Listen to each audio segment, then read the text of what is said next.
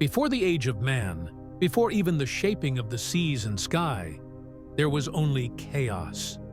From that endless void rose the first powers, ancient and vast beyond imagination. Gaia, the earth, stretched herself beneath the heavens, and from her depths came Uranus, the sky, who cloaked her in starlight.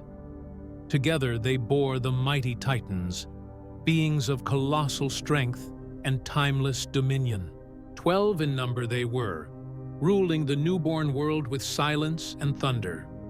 Among them was Kronos, youngest and most cunning of all.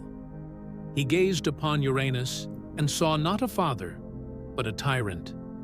For Uranus despised his children, fearing the power they might one day wield.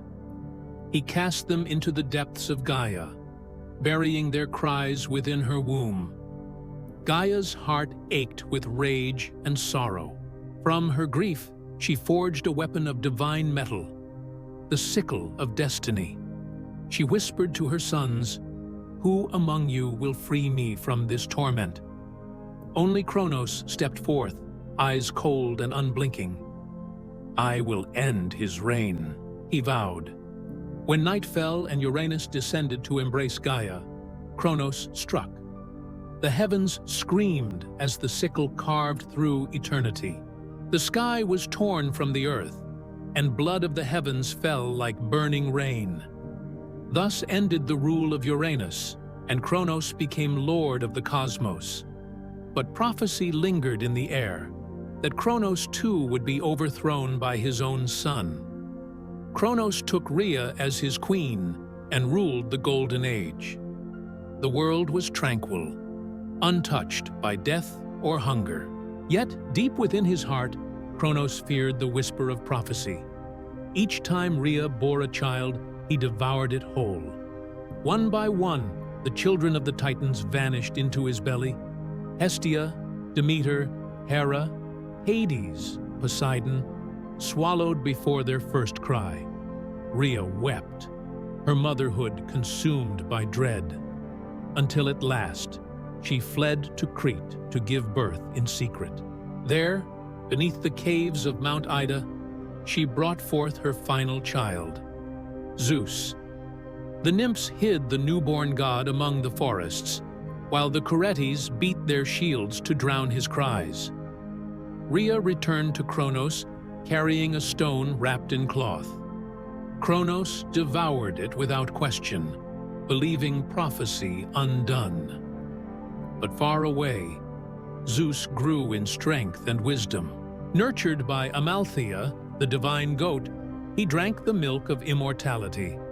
The sky itself whispered his destiny. When he came of age, he sought the counsel of Metis, goddess of cunning. Together they devised a plan to free his devoured siblings.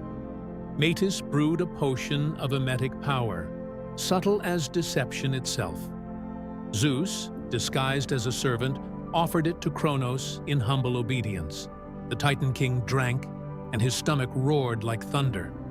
From within him erupted the children he had swallowed, whole, alive, radiant with fury.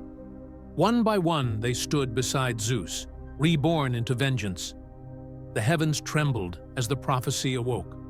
Thus began the war of gods and titans, the Titanomachy.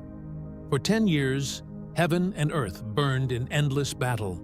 The mountains themselves were torn apart by divine wrath. Zeus hurled bolts of living lightning that shattered the peaks. Poseidon rose the seas into walls of fury. Hades unleashed shadows that devoured light itself. Yet the Titans would not yield. Atlas bore the sky upon his shoulders, defying even the storms. Hyperion's fire blazed across the horizon like a dying sun.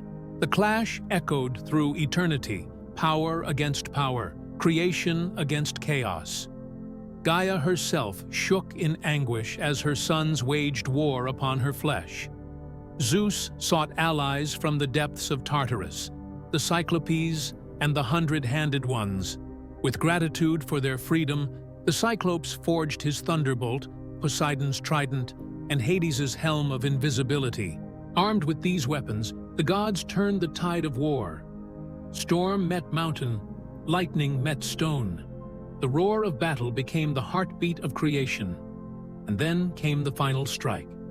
Zeus summoned all his power, sky, storm, and fire as one. The heavens split open, pouring divine light upon the battlefield. The Titans faltered, their strength crumbling under the wrath of destiny. Kronos raised his sickle one last time. Zeus caught it in lightning, shattering it into 1,000 sparks. With a cry that shook the stars, Zeus cast his father into Tartarus. The chains of eternity sealed the pit, and silence fell across creation. The Titans were no more. The war of the ages had ended. Thunder rolled, not of battle, but of birth. From the ruins rose a new dawn, the age of the Olympians. Zeus stood upon the highest peak, crowned by lightning and justice. Beside him stood Hera, queen of the heavens. Poseidon claimed the sea as his dominion. Hades took the underworld as his realm of shadow and order. The balance of the cosmos was set. Olympus shone above the clouds, its pillars carved from sunlight and divine marble. Below, rivers of life flowed again through a healed earth. The air grew calm, and the first mortals would soon awaken to its warmth. But even in peace, echoes of the Titans lingered. Atlas was condemned to hold the heavens forever. Prometheus, son of a Titan, still carried the spark of rebellion. From his defiance would one day come the fire of humanity. The cycle of creation continued. Power rising, falling, renewing. Zeus looked to the stars, seeing both victory and warning. Even gods, he thought, are bound by fate. The storm faded into gold. The world exhaled its first breath of peace. Yet beneath the calm, the seeds of future myths began to stir. Heroes, monsters, and mortals would one day write the next chapter. For the world had learned this truth. Order is born from chaos, but chaos never dies. It sleeps beneath the mountains, waiting for pride to wake it. The thunder that once destroyed now guards the sky. The lightning that burned the Titans now lights the path of kings. From this war, destiny itself found a name, Olympus. And from Olympus, the stories of gods and men would forever intertwine. Every storm is a memory of Zeus's victory.